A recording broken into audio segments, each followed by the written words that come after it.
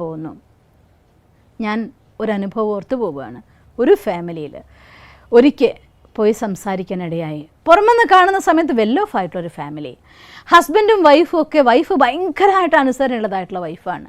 Husband ഭാര്യയ്ക്ക് ഭയങ്കര ആദരവ് കൊടുക്കുന്ന പോലെ നമുക്ക് തോന്നിപ്പോവും.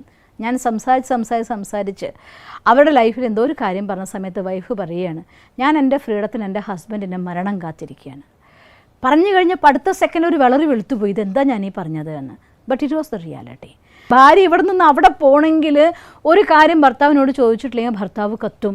കഴിക്കുന്നത് എന്ത്, കുടിക്കുന്നത് എന്ത്, ഉടുക്കുന്നത് എന്ത്, മുടി എങ്ങനെ കെട്ടണം, അങ്ങനെ അണിയണം, എന്ത് ആഭരണം ഇടണം, ഈച്ച് ആൻഡ് എവറി ആക്ഷൻ.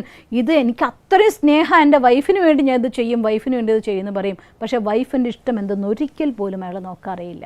ഒന്ന് ആലോചിച്ച് നോക്കിയേ, പുറം ലോകത്ത് കാണുമ്പോൾ വെൽ ഓഫ് ആയിരിക്കുന്ന ഒരു ഫാമിലി, അവരുടെ പരസ്പരമുള്ളതായിരിക്കുന്ന മനസ്സിൻ്റെ അടുപ്പം. അതേസമയം ഈവൻ കുറച്ച് അങ്ങോട്ടും ഇങ്ങോട്ടും തട്ടലും മുട്ടലും ചീറ്റലും ഒക്കെ ഉണ്ടെങ്കിൽ പോലും പല ഭാര്യ ഭർത്താക്കന്മാരും ഒരാൾക്ക് മറ്റൊരാൾക്കൊന്ന് വരുന്നത് കേൾക്കാൻ പോലും കഴിയില്ല. അത്രയ്ക്ക് സ്നേഹം കൊണ്ട് ബന്ധിക്കപ്പെട്ട ആളുകളെയും ഞാൻ കണ്ടിട്ടുണ്ട്.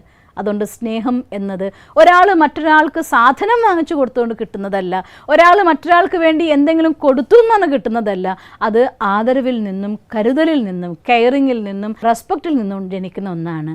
അതുകൊണ്ട് ആ ഒരു സ്നേഹത്തിൽ നിന്ന് മറികടന്ന് നമുക്ക് ഈ ലോകത്ത് ജീവിക്കാനാവില്ല.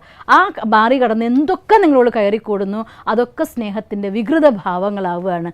അതാണ് ചിലപ്പോൾ മരണത്തിൽ കലാശിക്കും, ചിലപ്പോൾ നിരാശയിൽ കലാശിക്കും, ചിലപ്പോൾ ഡിപ്രഷനിൽ കലാശിക്കും, ചിലപ്പോൾ ഒന്നും ചെയ്യാത്ത നംനെസ് ക്രിയേറ്റ് ചെയ്യുന്ന അവസ്ഥയിൽ കൊണ്ടെത്തിക്കും. ഇതിൻ്റെയൊക്കെ കാരണം സ്നേഹത്തിൻ്റെ വികൃത ഭാവങ്ങളാണ്.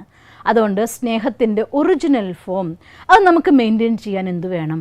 ഇന്ന് നോക്കൂ, ലോകത്ത് എല്ലാവരും ഒരു 90% ആൾ, എല്ലാവരും ഞാൻ ഒരിക്കലും പറയില്ല,